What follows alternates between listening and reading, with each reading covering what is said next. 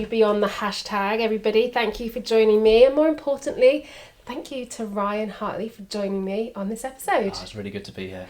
Oh, I'm so excited to have you on. Since I started the podcast, I'm like, we need a Ryan. Oh, we need Ryan. That's amazing. Thank you. Ryan, do you want to tell everybody a bit about what you do? Yeah, I'm Ryan Hartley. I run a company called Always Better Than Yesterday. Essentially coach, consult, lead a community and host a little podcast. And everything, it just comes down to helping create more heart-centered leadership in the world. I really believe that if I can help more leaders connect with their heart set, bring more of their heart work to the world, then they will leave people that are left better than yesterday. Love it. For anybody who that might sound interesting to, but a little bit unsure, explain that kind of methodology behind heart-centered leadership. Yeah, well, I think we can achieve great things with our mind. I started this journey as a mindset coach. I've been a lover of psychology. Since I was a kid, I've watched all the crime documentaries. I even went to the police to want to be a criminal profiler. But somewhere along that journey, I've learned that there's something deeper. We can achieve great things in the world using our mindset. But unless we've engaged a deeper sense of why, a deeper sense of who we are whilst we're doing those things, we can often get to this point where I call it like the penguins of Madagascar moment, where we look around and we've built this life, we've got the house, the relationship, the job, and yet we can go, well, this sucks. So there's got to be something deeper. And I think, the framework and the methodology that I've come up with is heart set. I interviewed a wonderful lady called Deborah Rosman, who's the CEO of a Heart Math Institute. And she said, isn't it funny how we don't say I love you with all of my mind? Yes. And that's it. So I come from a leadership background within the policing where leadership was hierarchy, it was position, status, rank, closest parking space to the building, but there was no service. There was, we're a police service, and yet somewhere along the way service had dropped from our leadership. And I really believe it's something deeper that is love. There is a willingness to serve and a desire to sacrifice for those around us that make it possible for us to lead and be the type of leader that creates that environment for our people to thrive, to grow, to connect, to collaborate. All of the things that the leaders want their people to do. Yeah. And yet it's this deeper sense of love that I think creates it. So I really believe that once a leader connects to that, then they've got a reason to show up and to lead the people. Do you think anybody can connect to that? Do you think that generationally, some generations are much more in tune with that different leadership style? I mean, for me, for example, I remember in my early days of a career, my female leader role models were terrible. Yeah. I mean, they're wearing shoulder pads and running around with a face like thunder and just really weren't leading in a really great, true centered self. So do you think it's a generational thing, or can people learn how to be more heart-centered? Well, the things I'm learning, I've just interviewed a lady called Maureen Murdoch, who's written a book called The Heroine's Journey, which is almost a feminist perspective on the hero's journey. And what she describes through the archetypes is that when a woman goes out into the world, what you could say is macho, masculine values, she can be very, very successful, but in some way lose a sense of self in getting to a point where actually I'm giving more than I'm getting back. And then in some way, her personal story was that her back went. And isn't that so often the story where many women who achieve great things in the world end up getting put on their knees, put on their back in some way through physical body, physical injury? And I think, my mum was a single parent. She raised 3 of us. She worked many, many jobs and her back went out. She had to be strong and she was always very positive, very optimistic. And yet something about this world didn't serve her as a woman. She wasn't necessarily supposed to go unsupported and did great things with what she had, but again, to what consequence, to what sacrifice? And I think to come back to your question about can we all do it, 100%. Yeah. Because I think leadership is a choice, but many don't make that choice because they signed up for a different model of leadership, which was one of advancement, which was one of power. I interviewed a wonderful guy called Dr. Gary Chapman, who wrote the 5 Love Languages. I love that. It's incredible, right? And there's something on his last page of his book that haunts me. It said that for all the love we do not receive as children, we'll become adults that seek that in the world. So true. And how many men are in positions of power and leadership, and yet they're using their position and status to seek the love with which they did not gain. Yeah. You try having that conversation. Yeah, it's that's a bit tough. No one wants to talk about that, but that's the perspective I talk for myself. Yeah. I was a young lad, so my dad left when I was very, very young, 6 months old, And I became a young boy who had a good childhood, but there was always that doubt of, I wouldn't say, am I unloved? But it was that feeling of I needed to prove myself. Yeah. So I became the show-off. Yeah. I became the one that was perceived as arrogant because he was telling everybody how great he was doing. And at the heart of me was a little boy that just wanted someone to go, dude, you're doing all right. Yeah. Chill out. Yeah. You're good enough. So then I become an adult and I become a parent and then I become really good at my job and yet I hadn't healed any of that. So one of the things I had to journey with is that Ryan Hartley was showing up in his community for love, not from love. And I've done great things and I'm fortunate enough to still have my family intact and I'm still fortunate enough to have my business intact. But there was a period in my life where I was going to where was nice rather than fixing some of the things that in my own life would have probably been harder but more necessary to focus on. How do leaders work through that whilst leading people?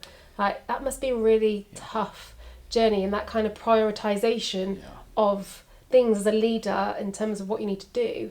How do people work through that journey at the same time as leading? Well, I think first and foremost, you don't prepare for the fight once you're in the fight. Okay. I think that this is an investment beforehand. I think we'll see that with COVID, in the years gone by. Those that had invested in their leadership, in their, remote working, they were able to navigate those times, not necessarily easily, but, with more 100%, resilience, right? Because there was already that sense. And I think anyone that's invested in their leadership and their team leadership and harmony, during times of crisis, they'll turn up for each other rather than in on each other. Yeah. So to answer your question, it is a case of just start. And for me, it's self-awareness. Because if leadership requires me to serve, give of myself, give of my time, my effort, my energy, my gifts, my skills, my talents, I need to know what it is that I have within me that I want to be able to bring and give. That's both for me because I feel good whilst I use it, but it's good for you because you benefit from my devotion and the way that I use it. And the other thing is, well, at some point leadership's going to require that I sacrifice. I have 2 very young children. At one point they required night feeds. Not one part of me wanted to do a 3 a.m. night feed, but I did it out of love. I did it out of sacrifice of my time, of my energy and my resources because I was nurturing this human being. And I think people grow where they're loved. And I also believe that that's true when we come to work. Yeah. We provide that space where people around us know that we care. People want workplaces of connection and collaboration and innovation, and yet put pressure on them to make that happen. And what they forget is that engages a nervous system, which engages fight or flight. So in absence of safety and connection, we're fighting our own biology. So once a leader can navigate that stress and absorb it and not put it onto other people, they can regulate their own nervous systems. Then the tribe who are looking to the leader for safety, they go, okay, she's got it, or he's got it. She or he's got it. Yeah. They're safe to be around. Yeah. 100%. Love that. And something that you touched upon really there was like mindset. So when you spoke about the 3 a.m. feeds and not really wanting to do that, but did it have a place of love, that's kind of similar with leadership, isn't it? Well, and just general day-to-day life in terms of how you choose to show up in a situation or how you choose to react to something. You can, have all this workload on your desk or whatever, and deadlines are really tight, and you can go like, oh my God, like, I'm not going to do this, or I'm terrible, why? Or you can decide to make that decision that goes, right, what am I prioritising? 100%. What can I do? How is this going to serve me? And that is often a really difficult place to work on, isn't it, that mindset? Well, when I say heart-centred, I don't mean love-drunk. Okay. I just mean we start there. Yeah. So the heart set for me is defined by who we are, what we care about, our purpose, our values, our gifts, our skills, our talents. Our job then is to, once we've got clarity on that, hand it over to the mindset. So if the heart is all about love, service, passion, kindness, gratitude, then the mind is all about planning, strategy, decision making, resilience, finding out the best way of making it happen. So I'm in the corner of wonderful people who are not just heart-centred, but have fantastic minds, have incredibly strategic minds. And it's just a case of having that awareness of in which order am I working. Yeah. So many people start with the strategy and then get lost along the way. Why am I doing this? What matters? And that's all I'm saying to people. You don't have to get on your yoga mat and all of a sudden become a heart-centered leader. You just need to know when you walk in the door, what you care about and who you're being whilst you're doing it. Yeah. And then go make it happen the best way possible. Definitely. Amazing. So, how long have you been running your business again? So I've just celebrated 5 years. So yeah, May 2017, which was probably at the time when I first met you. Yes. You were doing a talk in the council chamber. Yes. Yeah, that was 5 years ago, and I was just starting to get to a point where, you know, I'd fallen in love with this thing called coaching. My career was all about helping the processes improve, and I love nothing more than helping the people improve, and now I've been able to combine both of those kind of skill sets, toolkits, and I've been running Always Better Than Yesterday full time now since Valentine's Day 2020. Congratulations. Thank you. That is such an achievement. Part of that journey then of you going from employed in the police to coming out into self-employment, when did you discover social media? Well, from the very start, you know, been around social media since, you know, the platforms have been created. And I guess at the point of coaching, you know, coaches were already starting to use the platform. So I was already aware of some people in the circles using social media in some way. So it became like a natural extension. It became, you know, at that point I was familiar using it.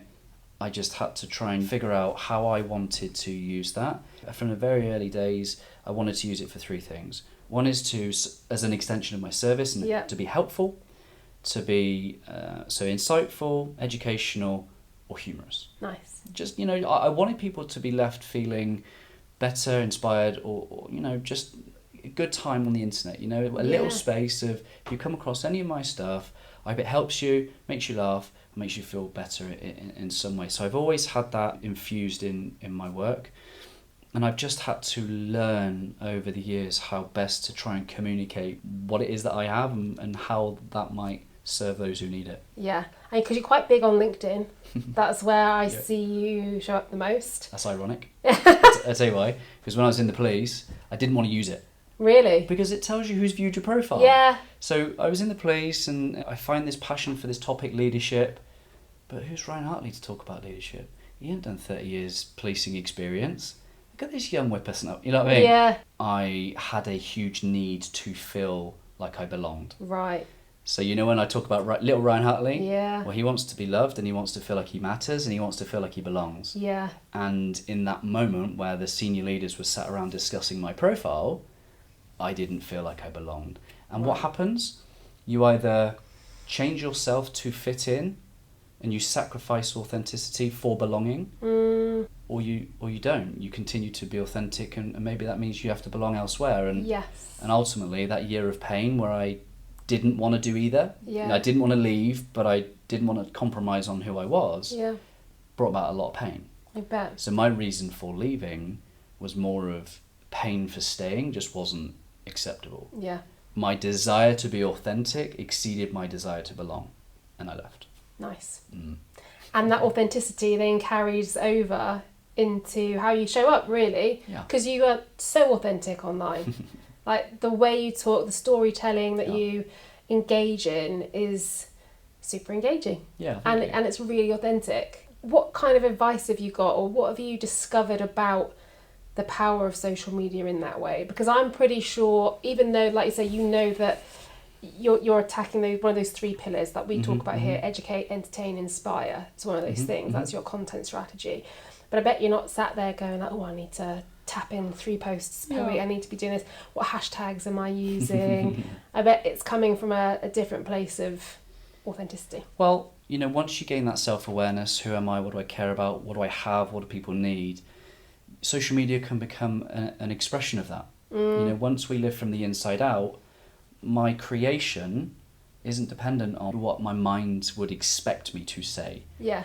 I think if I write from the outside in, I'm expecting what's my USP, how am I different, how am I better than anybody else, but I don't burden myself with any of that because I understand that no one is me, no one has my heartprint, shall we say, as unique as a fingerprint, and my job is to bring that to the world. And in doing that, I can then learn and give myself that freedom to refine it. You know, once I engage what's working, what's not working, what's connecting, ultimately it's a human first approach that first is such a paradox. Yeah. Because it's all about me. Yeah. And then it's nothing to do with me. And what I mean by that is it's all about me because I know who I am, I know what I stand for, I know what I care about, so I have all the things I've said, and then it's no longer about me because it's then about the like-hearted human beings that I might be connecting with. Are we in some way sharing a value? Are we in some way connecting because I might be able to help you? Are we connecting because maybe there's someone I might be able to connect you with? I think when I posture my heart on being that giver, then the engagement is just the ripple effect back to that, I think. I think that's really inspiring to remain true to who you are and show up every day with that intention and that belief. And I think that that's a really great piece of advice for people who look to LinkedIn and go, how am I supposed to be using this? What am I supposed to be saying or doing? And it is about being you 100% and focusing on what you bring to those circles of connections and how you can support them. Yeah, the one thing that, I love social media for all the greatness that, I've got some of my best friends I've never met in person. I can't wait to meet them. But there is an element of shock and awe. And there's an element on LinkedIn at the moment that I'm seeing is polarizing. Yes. And it gains attention and it gains engagement because it is polarizing. Yeah. And one of my highest values, I think one of humanity's highest values is unity. Yeah.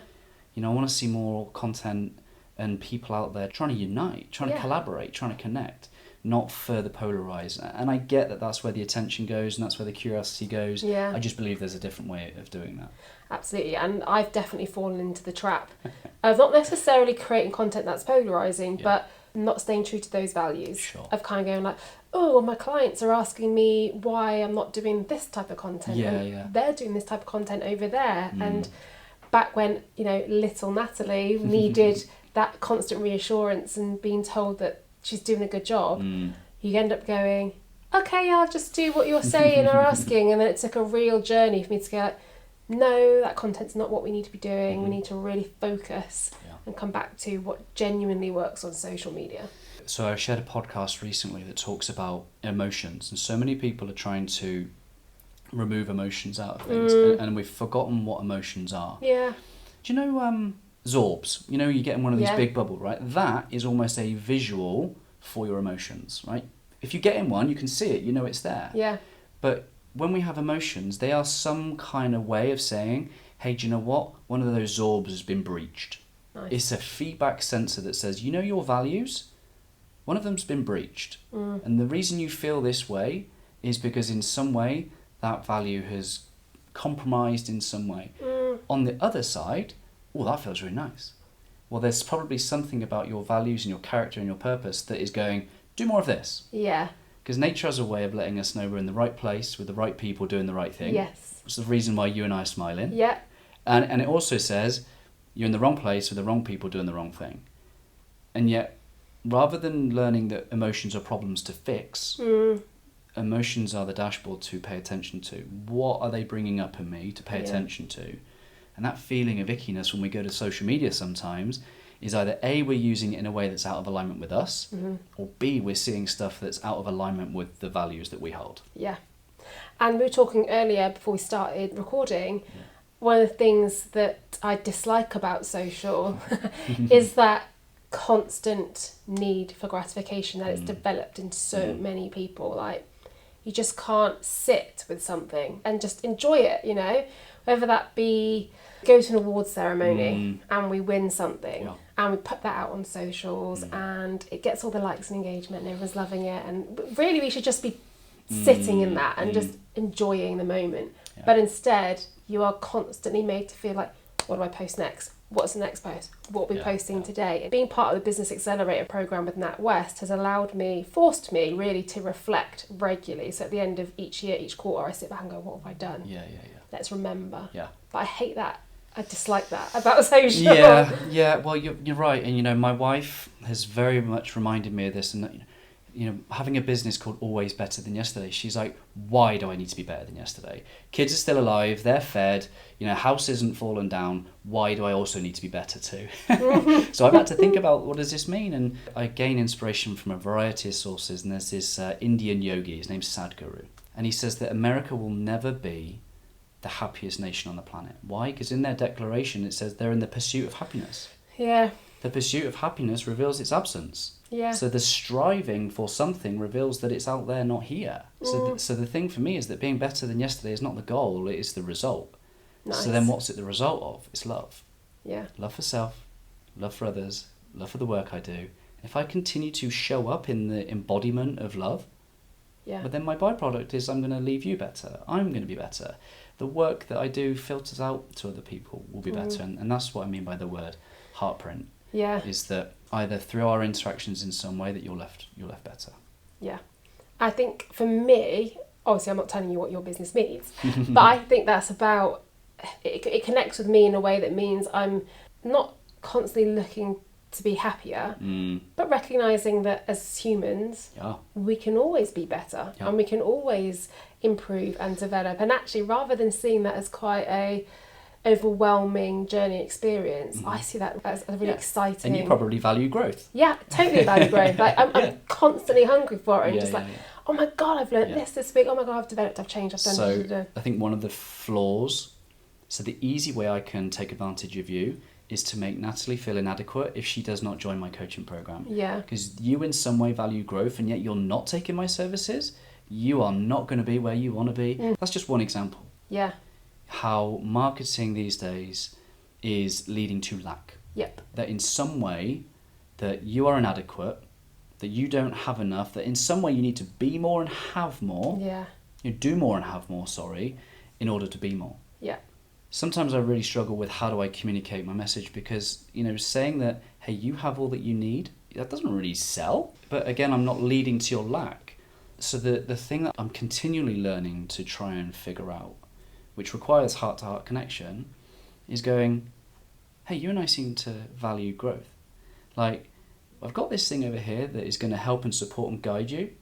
You can hear the ambiguity in my voice because I'm still trying to figure out how to sell or serve with love. Yeah. But it's talking into the possibility. Yeah. I think the thing I'm really getting clear on, and I'm still journeying with it, is that rather than leading to your lack, I'm inspiring your possibility. Totally. And that's exactly the approach I take with selling to our potential clients. And I'm really honest about saying, do you know what, like, we probably can't help you right now because affordability reasons or company size, but we do have this that I'd love to give you for free. And I'd also like you to follow us here because we've got these amazing free stuff that you can follow along with.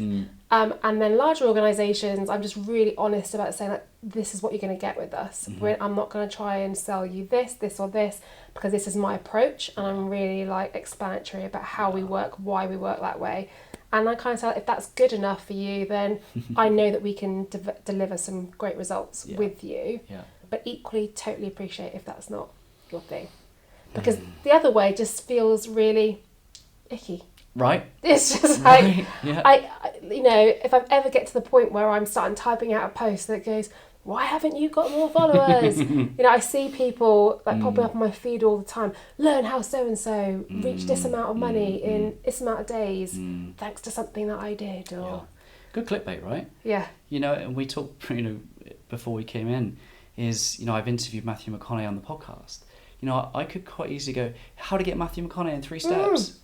How to get, but I don't know where I'd start with that. You know what I mean? Because it's just, and the one thing we said is that at the start of this question is, how do you just accept in this moment being? Yeah. Learning and reflecting, and one of the things that the overwhelming thing that came from interviewing someone like Matthew, Oscar winner Matthew McConaughey, who I love, right? What? Is that little old Ryan Hartley has just interviewed him. That in itself is enough. The person I've become in that process is enough. Even believing that was possible is enough. Yeah. And yet the common question I got every single time, who next? Yeah. How'd you get him? How did you get him? And who next? As if to say, great. Yeah, right? I've just interviewed him. This was the next day. That's crazy. And it's just so there's and it was well-meaning. These are nice people. Absolutely. They're not saying, oh, come on, you need to show me better, bigger, but there's just human nature to always go for the gap, to always look for more. And I'm inspired by the gap. I'm inspired by if this is where I am, where I could be. But the minute I start to feel burdened by the, Beverly Knight, shoulda, woulda, coulda, Yeah. the minute I'm saying, go away, Beverly, I ain't having anything to do with it. We don't do Beverly Knight. Because, like, shoulda, woulda is just putting a tinge on my being. Yeah. That it's taken me away from that moment of all the awe and wonder and the miracles that have even come the way. Yeah. So top tips for social media then, if you want to show up and deliver great work, being authentic, just starting a business, or even if you are a personal brand on LinkedIn, what advice have you got for people? Well, number one, be human. Yeah. I think, we're all human beings behind the platform. The more that you are human, the more you will connect with whoever it is that you're meant to be connecting with. Secondly is get on, get off. I think these things are designed to continue capture our attention. Not always in a helpful, yes, gamification. Yeah, 100%. It's very smart. Yeah. These things are not there to serve us, they're there to exploit human behaviour. Yep. It's not a reason not to use it, because I do believe the good outweighs the bad. Totally agree. But I think we have to be conscious human beings whilst we're using it. So be human, get on, get off, and this is a funny one. Give without expectation. Okay. I think if I can use my social to be a space and a place where in some way that was useful. I want to be super respectful of people's time. Social media, but especially podcasting as well. It's a very intimate experience. You're usually doing it whilst you're on your own, whether you're at home having a coffee break, walking the dog or whatever. I've understood that for that moment in time, I've got that person's attention. Yeah. And I want to be the sort of person that gives more than they take. Yeah. So I just trust that over time, if I do that with enough people, whatever was meant for me will always come back to me. I love that. It's a good reminder, actually, of our own social strategy. It's not good for strategists because they're like, yeah, but where's the metrics? How do I measure Where's the call to actions? 100%, right? So I've had a call with, chat with my team earlier, and we've got people on this side of the bench. Me and Abby's my community manager. We're the kind of heart-centered, and I've been really smart because I've got people like Matt and Claire who are like great strategists. So like they like laugh at me because they're like, right, Ryan, you just have to listen to this because we need to know these things are leading to something.